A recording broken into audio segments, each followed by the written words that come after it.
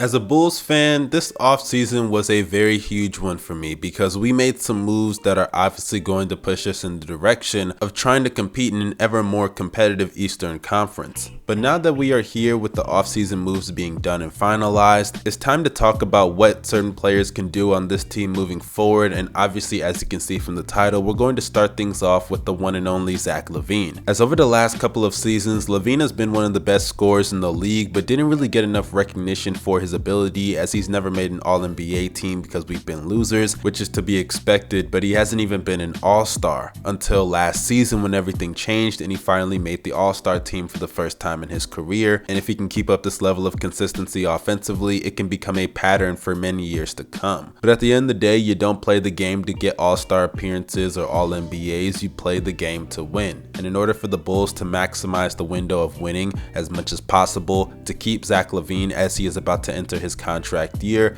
everybody has to pitch in, but Lavine himself also does as well. And in this video, we're going to talk about 3 improvements Zach Lavine can make that can not only help his game grow as a player, but will also help my Chicago Bulls reach their fullest potential going into next season. But without further ado, if you're new to the channel, make sure you drop a like on this video and subscribe to the channel if you're new. I'm trying to hit 100,000 subscribers by the end of the year, and with you guys' help, I can do so. I drop content every other day on this channel. But enough of all the plugs, let's get things started with the first improvement that Zach Lavine must make in 2022.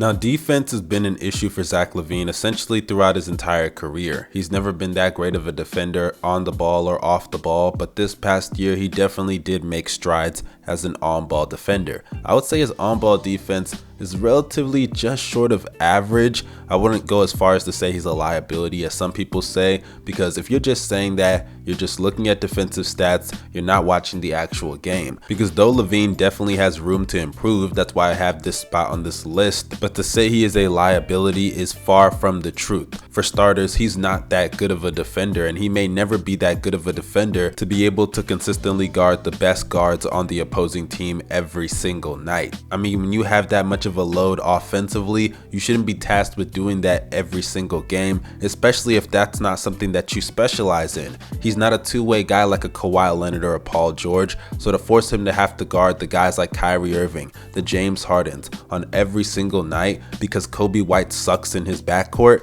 yeah, that sucks. And then also to cap that off, it's not like he has that much help around him defensively outside of like Thaddeus Young and Patrick Williams. You think Lauri Markkanen is going to help matters? Fuck no. If anything, he's going to make things worse, and thankfully we removed that trash off of our roster. But though I do say all of that, I do have to admit Lavine does have room to improve, because in a year where you have DeMar DeRozan on your team, yeah, you have to step up defensively. You don't have to guard the best perimeter players, or at least the best guards every night. That's what Lonzo's gonna do. And as far as guarding the best wings, Patrick Williams is going to take on that responsibility as well. So more than likely, Lavine's going to have to guard the second or third best player on every single night. So your off-ball defense, your switches, your rotations, your help side, all of that has to be spot on this year. And Lavine has made it a point of emphasis in numerous interviews throughout this offseason ever since the year ended that he is going to make his improvement on defense, primarily off the ball, a priority for him. So at least he himself has that awareness, and I like that about a guy like Zach Lavine because he can be honest, look in the mirror, and fix the issues in his game,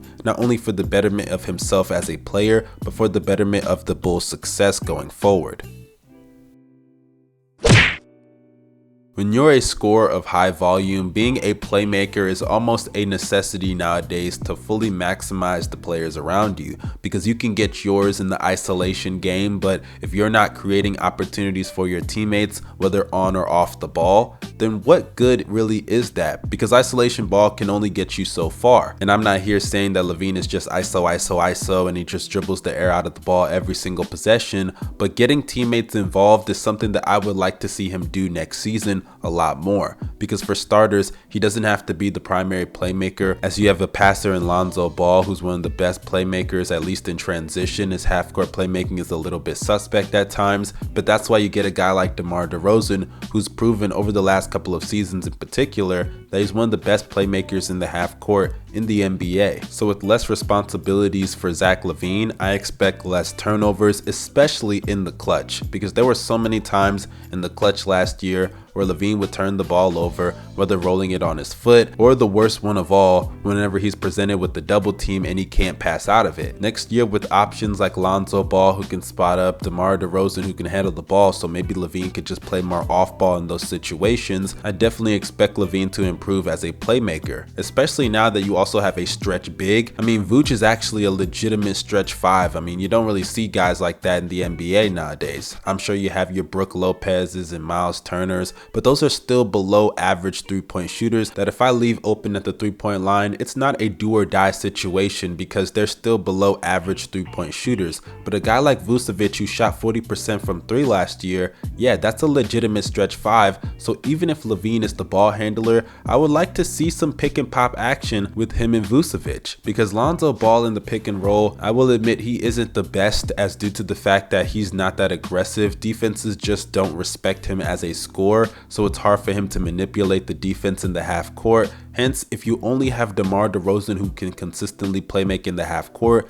the offense can become predictable, and I would want a guy like Zach Lavine to develop as a half court playmaker. So doing some pick and pop action with a guy like Vucevic, I definitely think is something that Lavine should work on, or even some pick and rolls as well. I'm comfortable with any scenario with Zach Lavine next year, because growing as a playmaker I think is going to be an essential part of his game, and he may not get the opportunities to show it in the box score, but the guys who watch the tape will know. And I believe his off-ball playmaking will also improve, as next year with playmakers like Lonzo Ball and DeMar DeRozan around him, especially in the half court with a guy like DeMar DeRozan, he can find him in his spots off the ball, whether it's on the wing with the cuts, and he can play make for others, drawing double teams off the ball, doing pin downs or whatever is needed when he doesn't have the ball in his hands. Hence guys like Patrick Williams, who is a great slasher due to his athleticism, or a guy like Vucevic who can spot up from behind the three-point line, I think they're going to benefit if they can use Lavine off the ball to be able to create for his teammates. So as a playmaker, I'm expecting improvement in all aspects, on the ball and off the ball. And if Lavine can improve in those aspects as a playmaker, my goodness, he is going to be one of the best offensive players in the league, and might even be able to push himself in a conversation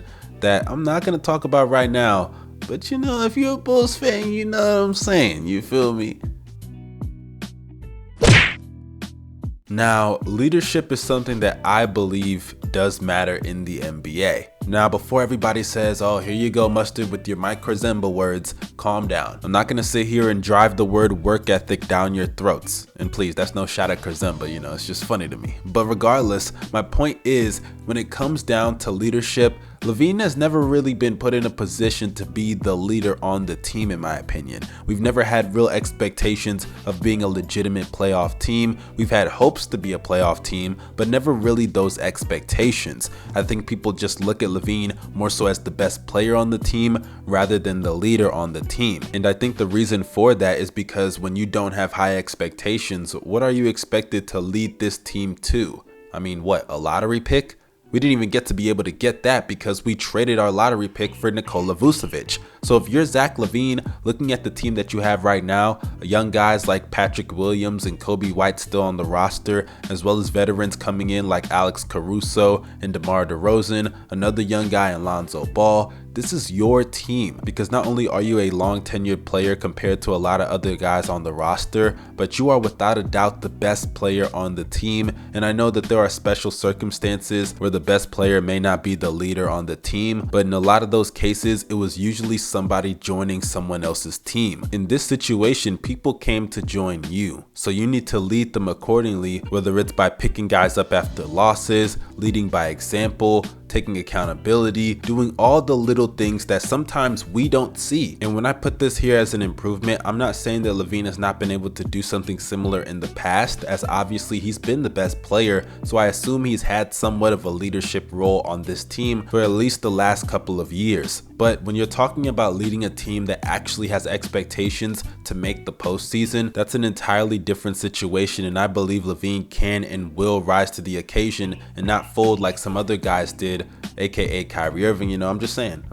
But those are all just my opinions and the 3 improvements that I believe Zach Lavine must make in 2022, not only for the sake of his growth and development as a player, but for the sake of our future as the Chicago Bulls organization, especially trying to retain him as he enters the last year on his contract. But if you enjoyed this video, make sure you drop a like down below and subscribe to the channel. Press the bell for post notifications. Follow me on social media. The links are down below in the description box. This is your boy Young Mustard signing out. Y'all stay safe and have a blessed day.